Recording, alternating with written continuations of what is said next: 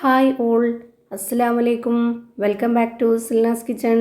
ഇന്നത്തെ റെസിപ്പി ഉരുളക്കിഴങ്ങ് കൊണ്ട് നല്ല ടേസ്റ്റി ആയിട്ടുള്ള വെറൈറ്റി ആയിട്ടുള്ള ഒരു അടിപൊളി ഈവനിങ് സ്നാക്സിൻ്റെ റെസിപ്പിയാണ്. പുറം ഭാഗം നല്ല ക്രിസ്പിയും അകം നല്ല സോഫ്റ്റ് ആയിട്ടിരിക്കുന്ന ഒരു അടിപൊളി ഐറ്റമാണ്. കുട്ടികൾക്കും വലിയവർക്കൊക്കെ ഒരുപാട് ഇഷ്ടമാവുന്ന നല്ല ടേസ്റ്റി ആയിട്ടുള്ള ഒരു ഐറ്റമാണ്. അപ്പോൾ ഇതെങ്ങനെയാണ് തയ്യാറാക്കുന്നതെന്ന് അറിയാനായിട്ട് വീഡിയോ സ്കിപ്പ് ചെയ്യാതെ മുഴുവനായിട്ടൊന്ന് കണ്ടു നോക്കണേ. റെസിപ്പിയിലോട്ട് കിടക്കുന്നതിന് മുമ്പായി സിൽനാസ് കിച്ചൺ ചാനൽ ആദ്യമായിട്ട് കാണുന്നവരാണെങ്കിൽ പ്ലീസ് ഒന്ന് സബ്സ്ക്രൈബ് ചെയ്തേക്കണേ. ഒപ്പം തന്നെ ഈ വീഡിയോസ് നിങ്ങൾക്ക് ഇഷ്ടപ്പെടുകയാണെങ്കിൽ ഒരു ലൈക്ക് ചെയ്ത് ഷെയർ ചെയ്ത് സപ്പോർട്ട് ചെയ്യാനും മറക്കരുത്. ഇനി നമുക്ക് ഇതെങ്ങനെയാണ് തയ്യാറാക്കുന്നതെന്ന് നോക്കാം. ഇതിനായി ആദ്യം തന്നെ 2 ഉരുളക്കിഴങ്ങ് വേവിച്ചത് എടുത്തിട്ടുണ്ട്. അതിൻ്റെ തൊലിയൊക്കെ കളഞ്ഞതിന് ശേഷം ഇതുപോലെ നന്നായിട്ടൊന്ന് ഉടച്ചെടുക്കാം.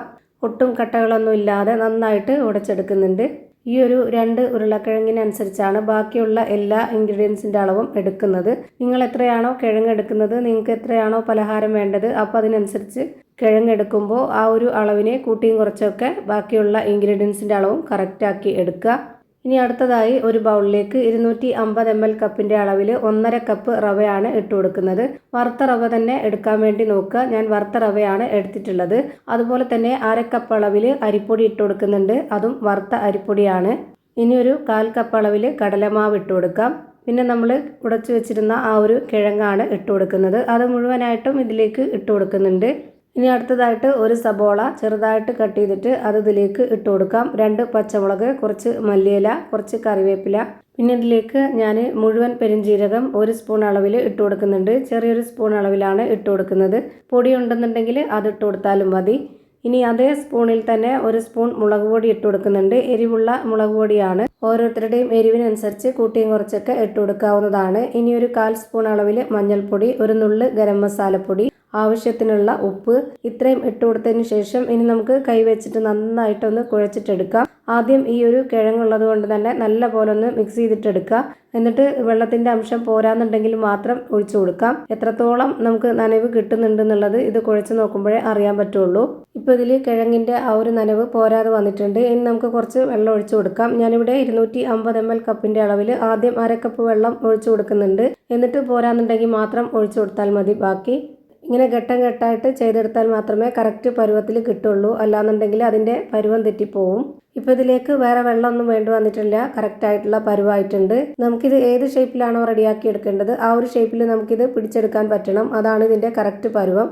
ഇനി നമ്മുടെ കയ്യിൽ കുറച്ച് ഓയിലൊന്ന് സ്പ്രെഡാക്കിയതിന് ശേഷം ഇതിൽ നിന്ന് കുറച്ച് മാവ് എടുത്തിട്ട് ഇതുപോലെ ബോൾ ഷേപ്പിലാക്കി എടുക്കുക. എന്നിട്ട് ഇതുപോലെ ബോർഡിലേക്ക് കുറച്ച് ഓയിലൊന്ന് സ്പ്രെഡാക്കിയതിന് ശേഷം അതിലേക്ക് ഈ ഒരു മാവ് എടുത്ത് വെക്കുക. എന്നിട്ട് ഇതുപോലെ ഒന്ന് പരത്തി കൊടുക്കണം. ഒരുപാട് നല്ല നൈസായിട്ട് പരത്തരുത്, കുറച്ച് കട്ടി വേണം.